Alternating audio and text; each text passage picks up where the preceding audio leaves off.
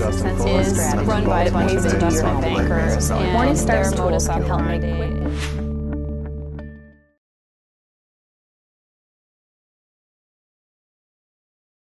Nous avons le plaisir d'accueillir Fabrice Peuzin. Fabrice, merci d'avoir répondu à notre invitation. Fabrice Peuzin est le secrétaire délégué général adjoint, secrétaire général adjoint de l'ACP. Nous sommes ensemble pour parler de l'assurance vie, mais avant, l'ACP fête un peu un anniversaire. Est-ce que vous pouvez... Alors, je vous rappelle la règle du jeu, Fabrice. On a 30 minutes. Dans ces 30 minutes, on garde quelques minutes pour les questions de la salle. Donc, on évite la langue de bois, on va à l'essentiel, comme on aime faire, et puis chez l'ACP aussi. En 3 mots, rappel de l'ACP, sa création et sa vocation, ses missions. Alors, bonjour à tous. Écoutez, déjà, vous êtes dans un bâtiment qui accueille justement la nouvelle autorité de contrôle prudentiel. Donc, l'autorité de contrôle prudentiel que je représente aujourd'hui, c'est en effet le résultat depuis un an de la fusion du contrôle bancaire et du contrôle des assurances. Donc, c'est une nouvelle autorité qui est dans ces locaux. On est à peu près 1000 personnes et donc on fait à la fois le contrôle prudentiel des banques et des assurances et fait assez nouveau, nous faisons aussi le contrôle des pratiques commerciales des organismes d'assurance et des établissements de crédit. Voilà, donc vous êtes dans les locaux, vous êtes juste au-dessus de Morningstar, vous nous surveillez. Hein. Okay. Sur l'assurance vie, on a l'impression, entre une fiscalité qui d'année en année est de moins en moins clémente et attractive, entre des rendements sur le fonds en euros qui vont un peu à l'étiage, j'ai l'impression qu'il y a, que c'est un peu terminé, l'assurance vie, que c'est plus que ça a été. Alors, terminé, c'est peut-être un peu vite dit. Ce qui est sûr, c'est que l'assurance vie, elle est face à des défis énormes. L'assurance vie a connu un âge d'or fantastique avec une longue période de baisse de taux d'intérêt, qui est lié évidemment à un contexte de désinflation. Évidemment, ça lui était très très favorable parce que du fait de l'inertie des stocks d'actifs, l'assurance vie, depuis 10-15 ans, offre des taux d'intérêt réels impressionnants. Mais évidemment, on est dans une phase maintenant différente où les taux d'intérêt sont très bas.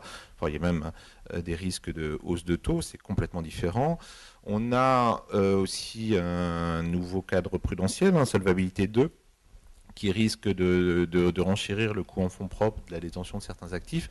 Et vous savez que l'assurance vie, et surtout le fonds euro, longtemps, évidemment, investissait aussi sur des actifs un peu risqués, histoire de surperformer, par exemple, l'OAT, donc en actions, un petit peu en immobilier.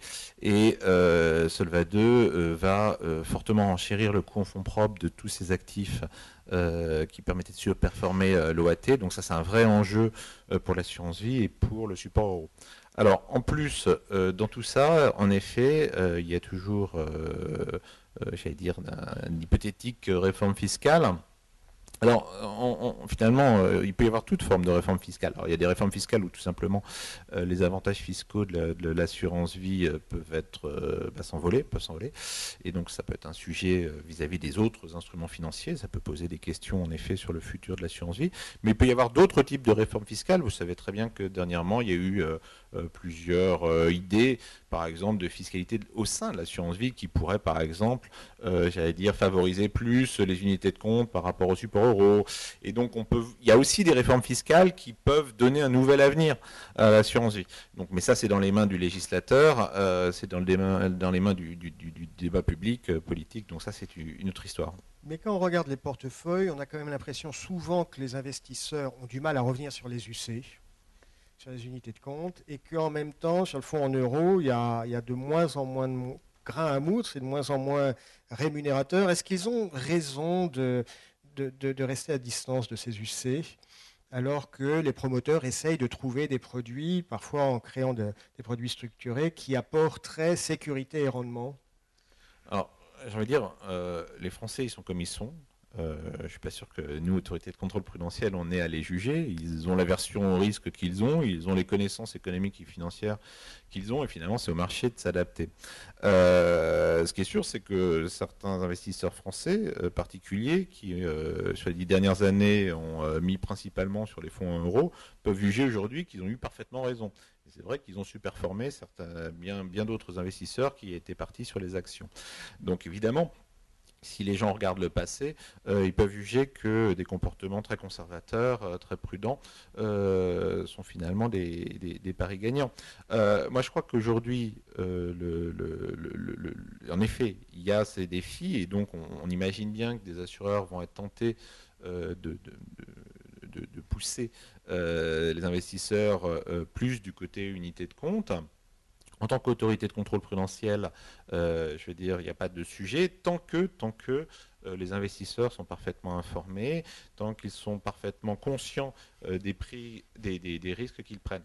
Alors, juste quand même un petit sujet, et pour vous parler d'une action qu'on a menée, nous, autorité de contrôle prudentiel, avec l'AMF, sur justement des unités de compte qui étaient un petit peu trop complexes. Parce qu'il y a un vrai sujet aujourd'hui, au-delà des produits risqués, il peut y avoir des produits simples et risqués, et les personnes peuvent être parfaitement conscientes des risques que porte le produit. Il y a aussi un sujet, et c'est en lien aussi avec la crise et un développement depuis plusieurs années, de produits qui sont de plus en plus complexes, en tout cas de plus en plus difficilement compréhensibles par l'investisseur. Et nous, avec l'AMF, on a fait une action commune sur justement tous ces FCP à formules, avec des formules très très complexes, avec des barrières désactivantes qui dépendaient de corrélation ou de volatilité, des choses quand même qui sont très très difficilement compréhensibles. Et la tendance quand même, je le signale en termes de réglementation de pratiques commerciales, c'est de faire en sorte que l'investisseur comprenne les risques qu'il prend. Et ça, c'est un vrai sujet. Au-delà, j'ai envie de dire, du risque, c'est le sujet de la complexité et de la faculté des investisseurs à comprendre le produit et à comprendre des termes. Il y a aussi trop souvent des termes utilisés abusivement. Le mot simplement garantie. Moi, évidemment, là, je parle de l'assurance vie. Il faut bien comprendre que les Français, quand ils entendent le mot garantie dans le cadre de l'assurance vie, pour eux, c'est le fonds à euros, c'est-à-dire une garantie tout au long de la vie du contrat, avec effet cliqué sur les intérêts, et voilà. Et donc, dès que vous utilisez d'autres mots garantie, mais que vous oubliez de dire que c'est à échéance, que c'est soumis à certaines choses, il y a un vrai risque pour l'investisseur. Oui, ça peut être misleading. C'est vrai que nous, on partage votre sentiment chez Morningstar. On a tendance à dire que quand on ne comprend pas quel est le moteur d'un fonds, il faut laisser passer le train. Il ne faut pas monter dans le train, quoi. Peut-être qu'on rate une occasion, peut-être qu'on évite un Madoff. Vous évoquiez la transparence. Tout à l'heure, Hortense parlait des ETF à réplication synthétique. On commence à avoir vraiment un bon niveau de transparence puisqu'on a les paniers de collatéraux. Dans l'assurance vie, sur le fonds en euros, on a l'impression que ça reste quand même un peu une boîte noire. On nous dit, bah, tiens, tu vas avoir 3,25% à la fin de l'année. On dit merci monsieur, on est content. Mais on a un peu l'impression que c'est, je dirais pas tambouille, mais qu'on ne sait pas trop d'où ça vient et pourquoi c'est 3,25, pourquoi pas 3,50 ou 3,12. Alors, je ne sais pas si l'assurance vie et les fonds euros sont plus boîte noire que d'autres instruments financiers. En tout cas, je connais bien des instruments financiers qui sont très très boîte noire. Donc, je ne sais pas si j'arriverai à faire une hiérarchie dans la catégorie boîte noire. Non, ce qui est sûr, c'est qu'en effet, l'assurance vie a une certaine logique, en tout cas le fonds euro. Il y a, il est vrai, une très grande liberté accordée aux assureurs dans cette gestion de la participation aux bénéfices. C'est très mutualisé. L'assureur a une très grande liberté de par la loi pour gérer cette répartition des bénéfices selon des contrats. Je sais que c'est un vrai sujet de préoccupation. Il y a des épargnants qui peuvent s'en plaindre, qui ne comprennent pas nécessairement pourquoi tel contrat a été revalorisé de 3,25 et pourquoi le voisin, lui, a eu plus alors qu'il est dans la même compagnie. Donc c'est un vrai sujet. De fait, il y a une grande liberté. Il faut en effet que les gens comprennent le fonctionnement des fonds euros, sachant qu'aujourd'hui, il y a des acteurs qui font un argument commercial justement en termes de transparence, avec l'idée par exemple que ils ont un seul taux pour tous leurs contrats. Ils annoncent clairement les choses. Ils annoncent parfois, certains annoncent clairement la composition de l'actif général. Maintenant, c'est pas parce que vous aurez la composition de l'actif général que vous saurez immédiatement calculer votre taux de revalorisation de fin d'année. Vous savez qu'il y a énormément aussi de jeux sur sur la réalisation des plus-values, sur des provisions pour excédents. Il y a plusieurs leviers qui font que mécaniquement, vous n'avez pas le taux. Voilà, c'est vrai que d'avoir la composition ne permet pas de se prémunir, mais ça permet de se rapprocher un peu progressivement de la compréhension de ce qu'il y a dans la boîte. Vous évoquiez un actif, l'actif général qui alimente plusieurs contrats. Alors ça, c'est vraiment un point important parce que l'ACP, vous êtes un peu gendarme quand même, vous êtes un peu là pour taper sur les doigts aussi. Et on a le sentiment que cet actif général qui alimente plusieurs contrats, on a l'impression que les nouveaux contrats qui ont besoin d'attirer des investisseurs, l'actif général va être généreux. Et puis sur les vieux contrats qui sont en fin de vie, on a l'impression que l'actif général va être moins généreux parce que de toute façon c'est en fin de vie, le client on l'a, c'est plus la peine de le séduire. Et donc on a un peu l'impression que ça siphonne Pierre pour en donner plus à Jean, ou que ça siphonne Jean pour en donner plus à Pierre, comme vous voulez. C'est acceptable ? Alors, j'ai envie de dire, nous, autorités de contrôle prudentiel, on fait appliquer la loi et la réglementation. La loi et la réglementation offrent certaines libertés aux compagnies d'assurance et j'ai envie de dire c'est un choix aussi du législateur. Néanmoins, quand même quelques éléments à avoir en tête. Il y a eu un nouvel arrêté pris en août 2010 qui justement encadre désormais, je crois plus strictement, les fameux taux garantis. Ces fameux taux un peu promotionnels sur la première année, justement pour éviter que le financement de ces taux garantis ne déshabille pas les plus vieux contrats. Je signale aussi que l'ACP a fait justement aussi une position claire de doctrine sur, vous savez, ce qu'on appelle les ventes avec prime. Les ventes avec prime, c'est quelque chose qui a été importé du monde bancaire. Donc, c'est dans le monde bancaire, ouvrez un livret chez moi et je vous offre 80 €. Et ben, vous savez que ces pratiques qui viennent du monde bancaire sont aussi atterries du côté de l'assurance vie avec, alors c'est pas le taux garanti, je vous offre 4% sur la première année, mais c'est, bah, écoutez, souscrivez un contrat d'assurance vie chez moi, je vous offre 80 €. Donc là aussi, nous on a rappelé que ça c'était strictement encadré. Donc il y a en effet un sujet, il y a quand même des éléments dans la loi et la réglementation qui encadrent les pratiques et j'allais dire, nous surveillons, mais nous ne faisons appliquer que la loi et la réglementation, c'est notre rôle. Concernant, alors je ne vais pas être monomaniaque, mais l'actif général qui alimente plusieurs contrats, les taux de revalorisation, c'est quelque chose que vous suivez ou pas spécifiquement? Alors, évidemment qu'on suit les taux de revalorisation. J'allais dire, évidemment, d'abord pour une logique prudentielle, parce qu'évidemment, une compagnie qui offrirait des taux de revalorisation qui seraient bien plus élevés que les rendements de ses propres actifs, ça poserait un problème prudentiel assez rapidement. Mais au-delà de ça, nous regardons évidemment, plus dans une approche pratique commerciale, l'évolution des taux. Et donc à ce titre, nous allons publier à la fin du mois de juin une étude sur les taux de revalorisation 2009 et 2010. Je peux vous donner deux, trois petits résultats, même qui vous surprendra peut-être pas tant, parce que déjà, et je l'avais dit en introduction, on est dans une phase de baisse de taux. Et ça se retrouve au niveau des revalorisations des contrats d'assurance vie. En 2010, la moyenne de marché en France, c'est 3,4% net de frais.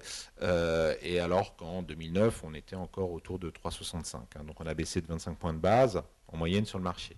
Alors l'autre question qui rejoint un petit peu la question précédente, nous on regarde aussi évidemment la dispersion des taux. Ça veut dire au-delà d'une moyenne, ce qui nous intéresse, c'est de voir s'il y a des divergences, des différences. Alors on a pu remarquer en effet qu'en 2010, il y a eu moins de dispersion des taux. C'est vrai qu'en 2008 et en 2009, on avait vu un phénomène inverse, c'est-à-dire qu'il y avait eu, à moyenne donnée, des dispersions des taux et visiblement certaines compagnies faisaient discriminer plus selon les contrats. Et c'est vrai qu'on avait vu ça en 2008-2009. Donc pour 2010, il y a un retour, j'allais dire, un retour, je ne sais pas vers quoi, mais en tout cas, il y a une moindre dispersion des taux. C'est une étude qu'on sortira donc normalement à la fin du mois. Fabrice Peuzin, l'assurance vie, c'est quand même un des placements favoris des Français. On est dans un espace qui est de plus en plus européen. Est-ce que la réglementation communautaire, à terme, ne risque pas de s'intéresser à ce qui semble être un peu une spécificité française? Alors, c'est vrai qu'on évolue, j'allais dire, dans un cadre européen qui bouge énormément. Alors, je vous parlais tout à l'heure de Solvabilité 2, qui ne sera pas finalement, qui est une règle totalement harmonisée au niveau européen, et donc, de fait, rien qu'en établissant des coûts de fonds propres de détention de différents types d'actifs, et sera visiblement très structurant pour l'ensemble des produits sur justement la commercialisation des produits financiers, les fameux PRIPS, hein, les Package Retail Investment Products, avec la révision de la MIF, avec la révision de la direction intermédiation d'assurance. Là aussi, c'est quelque chose qui risque de structurer un petit peu la façon de commercialiser des instruments financiers en Europe. Donc on pourrait dire dans un premier temps, tout ça pousse peut-être vers une harmonisation des produits et des pratiques. Alors, ça, c'était mon premier point, mais en fait, je vais faire un mais, parce que il faut bien reconnaître, hein, que dans les produits d'épargne, il y a quelque chose qui est très structurant, c'est la fiscalité. Et que la fiscalité, jusqu'à nouvel ordre, elle est dans les mains des différentes autorités nationales. Et vous savez bien, alors on pourrait parler de l'assurance vie, mais on peut parler des PEA et de bien d'autres choses, que la fiscalité, évidemment, est assez structurante dans l'offre de produits, et la fiscalité, elle est aux mains des nationaux. Je pourrais parler aussi, puisqu'on est dans l'assurance vie, que le droit civil est très important, et qu'encore en Europe, il y a 27 droits civils et qui ne sont pas du tout harmonisés. Et puis je finirai par dire qu'il y a aussi des habitudes d'épargne. Et ce qui est, je crois, à remarquer, c'est que des gens qui sont habitués à investir depuis longtemps sur certains produits, quand même, il y a une inertie très forte. Donc de là, dès demain, à avoir une offre de produits financiers, une offre de produits d'épargne totalement nouvelle, harmonisée au niveau européen, je crois que ça mettra énormément de temps à évoluer.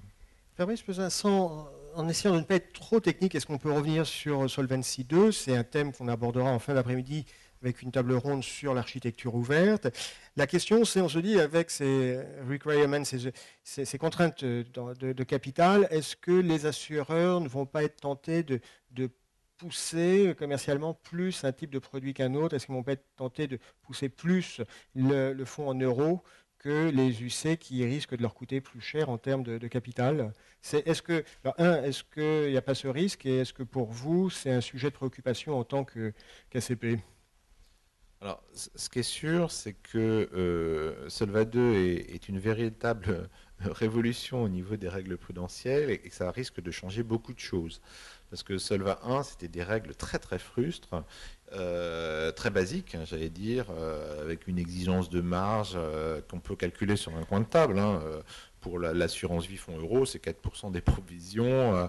Pour les unités de compte, c'est 1%. C'était très simple. Solvabilité 2 change tout, puisque cette fois, à chaque risque que vous prenez, à l'actif ou au passif, en effet, vous avez un coût en fonds propres qui est strictement déterminé. Alors, de là à vous dire, le point de sortie, c'est pas évident. Mais ce qui est sûr, c'est qu'on sent bien qu'en poussant vers une tarification du risque à l'actif comme risque au passif, ça risque de changer beaucoup les choses. Alors, entre les UC et les fonds euros, j'ai envie de dire, l'économie de fonds propres, elle va être quand même plus du côté des unités de compte, hein, puisque le risque de placement est sur l'assuré, donc évidemment, ça coûte beaucoup moins de fonds propres pour l'assureur. Donc, de fait, la tentation pour les assureurs, même dès aujourd'hui, avec sous Solva 1, c'est plutôt, parce que c'est plus économique en termes de fonds propres, c'est plutôt d'offrir des unités de compte. Mais maintenant, je vous dis, les Français, ils sont comme ils sont.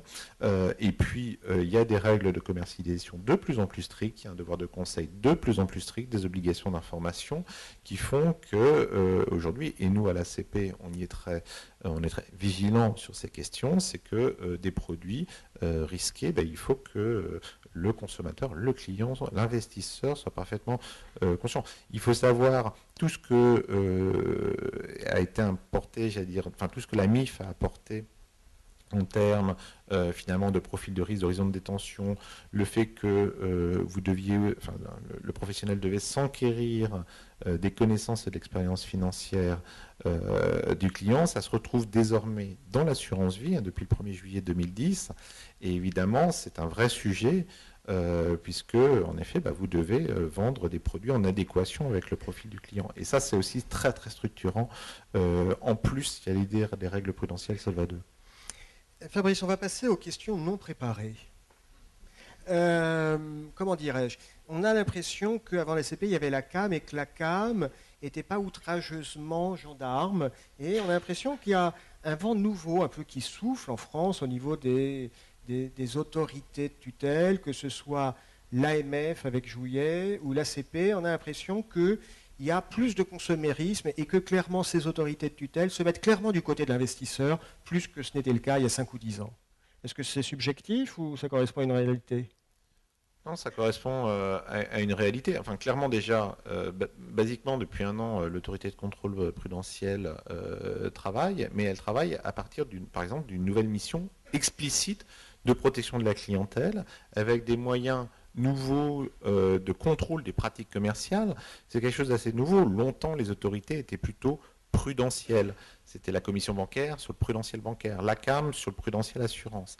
Et c'est vrai que désormais, dans la mission de l'ACP, c'est explicite. Alors vous allez me dire, au-delà de la mission et du premier article de la loi, la question c'est aussi que nous mettons des moyens très importants avec des équipes de contrôle qui contrôlent exclusivement le sujet des pratiques commerciales. Donc c'est quelque chose de très nouveau. Mais je crois que de façon aussi plus globale, pourquoi l'ACP et aussi l'AMF renforcent leur mission et leur pouvoir de contrôle de la commercialisation des instruments financiers, c'est parce qu'on assiste finalement depuis 10-15 ans à quand même un renforcement très fort des règles qui encadrent les pratiques commerciales. Vous avez tous connu l'AMIF, la directive intermédiation d'assurance, tout ça va être révisé et renforcé. La loi Lagarde sur le crédit à la consommation, même si là c'est plus du côté crédit, c'est aussi une initiative qui a renforcé, encadré des actes de commercialisation dans le domaine financier.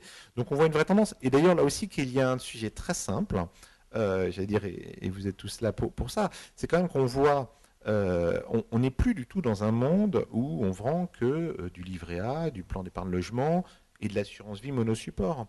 On est dans un monde où il y a une offre de produits financiers de plus en plus large, aussi de plus en plus complexe. Or, il y a ce vrai sujet qui est à la base, c'est que déjà initialement dans le secteur financier, dans les sujets financiers, il y avait une asymétrie très forte entre le client, l'investisseur et le vendeur. Et qu'avec la complexité croissante des produits, cette asymétrie d'information, elle n'arrête pas de s'accroître. Et c'est un vrai sujet pour le législateur qui va essayer de compenser en disant on va mettre des règles protectrices. Et ces règles protectrices, il faut aussi les faire appliquer. Et il y a des autorités de contrôle, en effet, qui se chargent de faire appliquer ces règles qui ont été votées par le législateur. Et c'est toute la logique, en effet, vous avez raison de le dire, sur les dernières années, cette montée en puissance qui fait qu'en effet, il y a des autorités de contrôle maintenant qui ont des moyens vraiment de plus en plus conséquents pour contrôler les pratiques commerciales et les actes de vente des différents produits financiers. Fabrice, merci d'avoir répondu aussi clairement à ces questions. On se prend quelques minutes pour prendre aussi les questions de la salle, de l'auditoire. Monsieur. De contrôle, je comprends parfaitement que vous nous contrôliez, mais en termes de complexité des produits, ce qu'on aimerait, c'est avoir des types de questions qu'il faudrait poser à nos clients pour savoir leur aversion au risque, la façon face à tel ou tel produit, les questions qui idoines pour l'aider à comprendre le produit et poser les bonnes questions avant d'être contrôlé. Mais c'est à vous, j'ai envie de dire, c'est aussi de votre responsabilité. C'est vous qui prenez la responsabilité d'offrir des produits très complexes. De par la loi, vous avez à vous enquérir des connaissances et de l'expérience en matière financière de vos clients. Si vous voulez, aujourd'hui, dans le monde de l'assurance comme dans le monde de la banque, moi je suis bien placé pour voir que y en a qui finalement très prudemment ne produisent que des produits ou ne distribuent que des produits relativement simples, ils prennent peut-être pas beaucoup de risques, hein, pas beaucoup de risques d'ailleurs de contentieux aussi. Hein. Et voilà, et donc ils ont des questionnaires plutôt simples, mais ils vendent des produits simples. Et puis il y en a d'autres, et c'est complètement différent, qui en effet prennent la responsabilité de distribuer des produits beaucoup plus complexes, hein, parfois très très complexes, même à la limite du fait que c'est totalement incompréhensible. Ça veut dire qu'il y a quand même des produits, des FCP à formule, je ne vais pas en citer, mais moi je suis absolument incapable. On peut donner des noms. Hein. Non, à longueur en tant de journée. qu'autorité de contrôle, je ne donnerai pas de nom comme ça, mais là je pourrais. Vous connaissez ce type de produit où moi, vraiment, pourtant on fait quelques années de mathématiques, je suis incapable de comprendre le pari financé par derrière. Et si vous prenez la responsabilité de distribuer ces produits-là, oui, c'est à vous de segmenter votre clientèle, c'est à vous d'imaginer comment vous allez tester l'aversion au risque ou la compréhension, la compréhension ou la possibilité que votre client puisse comprendre un tant soit peu les risques qu'il prend lorsqu'il investit sur ce type de produit. Si vous le permettez, j'aimerais compléter. Je dirais que... Mais non, mais je crois que c'est vous le benchmark. C'est vous. Est-ce que vous comprenez le produit que vous vendez ou pas? Je vais prendre un exemple très concret. Prenons un fonds action russe. Quand vous vendez à votre client un fonds action russe, vous êtes capable de lui dire, monsieur, c'est séduisant parce que sur 10 ans, ça fait 19% par an, mais il y a de la volatilité. En 2009, en moyenne, ça fait plus 130. Sauf que ça faisait suite à une année 2008 où ça avait fait moins 75%. Ça, vous le savez, vous le comprenez, vous êtes capable de le dire à votre client et vous lui donnez de l'information qui lui permet en conscience de se prononcer.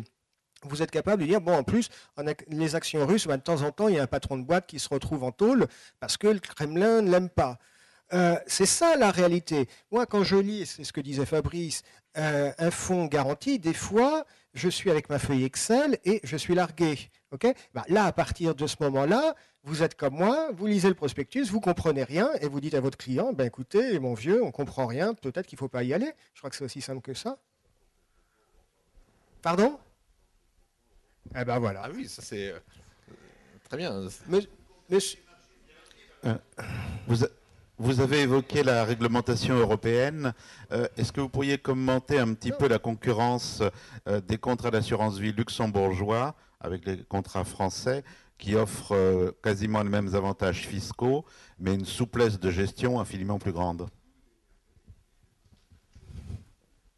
Alors, il y a deux choses.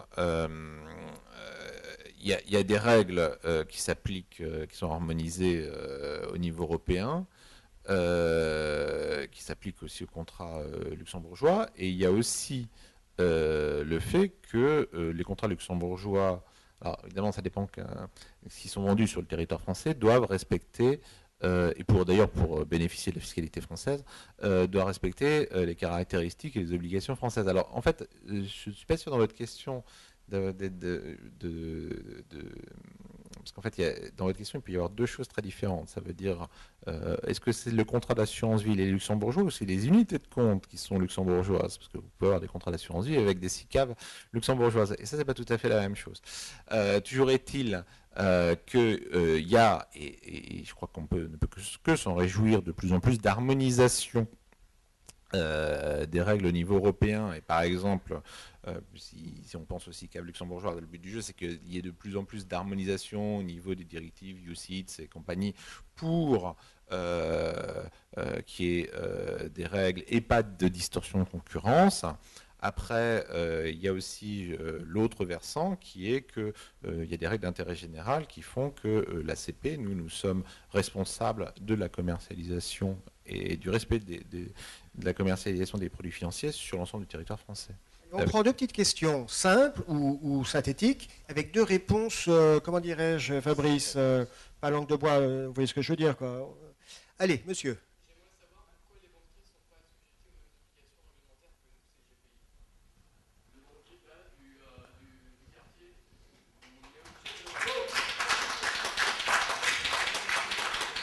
On va la garder pour le déjeuner. Fabrice reste avec nous.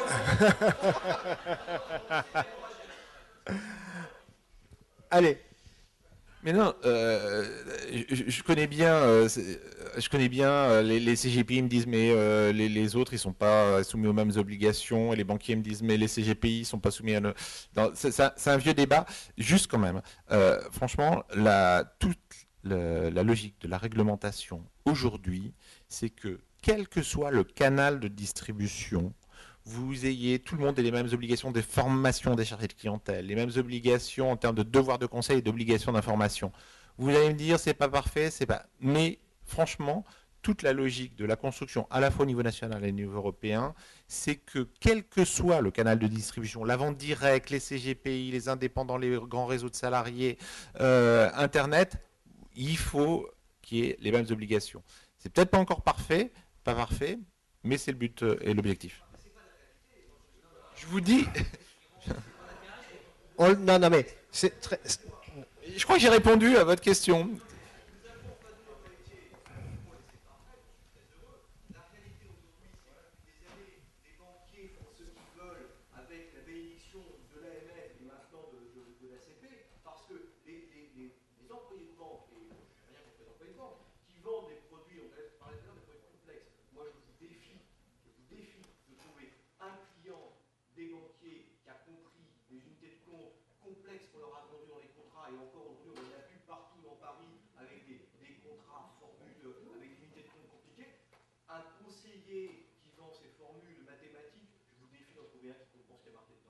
C'est clair? C'est clair? Une dernière question, mais non, alors sérieusement, on le garde pour le déjeuner, donc on pourra le travailler. Hein. Alors, une dernière question. J'ai en fait deux questions, parce qu'il y en a une qui va rebondir sur ce qui vient d'être dit. Je travaille pas mal avec des mandataires judiciaires à la protection des majeurs, et je m'aperçois, quand j'audite les portefeuilles, les actifs financiers des clients qui sont des majeurs qui sont sous protection, qu'ils ont par exemple des choses qui sont incohérentes en termes de conseils aux clients. Par exemple, des personnes de 82 ans à l'époque où ils n'étaient pas encore sous mesure, à qui conseiller de clientèle a fait ouvrir un PEA, par exemple. Donc, si vous voulez, effectivement, au niveau du contrôle des conseillers en banque, c'est vrai qu'il y a quelque chose à faire. Bon. Et à titre personnel, ma mère étant sous tutelle, j'ai eu un rendez-vous avec le conseiller financier de ma mère et le mandataire judiciaire, et qui voulait lui placer des produits à capital garanti qu'il aurait scotché jusqu'à 95 ans. On connaît tous ces cas-là, on ne va pas boucler dessus. Votre question, donc, la deuxième. ma question. Nous sommes dans le cadre de la lutte de la procédure LAB, lutte anti-blanchiment, on nous demande d'établir une cartographie des risques. Personnellement, je ne pense pas être complètement idiote, mais ça me semble... Enfin, j'ai un peu de mal à l'établir, cette cartographie des risques, et je pense que ça serait peut-être presque à vous, ACP, AMF, etc., de peut-être établir une trame pour que nous puissions faire cette cartographie des risques. Voilà. Quelque chose qui finalement soit homogène et que tous les CGPI, les banquiers, en fait tout le monde, utilise la même trame pour identifier l'origine du risque. Alors ça peut être une initiative conduite par la CP et l'AMF, ça peut être aussi une initiative conduite par les associations professionnelles, et on peut être aussi dans de la Ce qu'elles ne font pas, parce que moi j'ai demandé à ma chambre de venir me contrôler pour voir si j'avais mis en place les procédures correctes. Je n'avais pas mis en place ça, et j'avoue que je sèche lamentablement là-dedans. On est un peu au milieu du désert, on est un peu nu parce qu'on se dit je ne suis pas baqué. Donc c'est vrai qu'il y a la CP, mais il y a aussi les organisations professionnelles, on peut être dans de la co-régulation.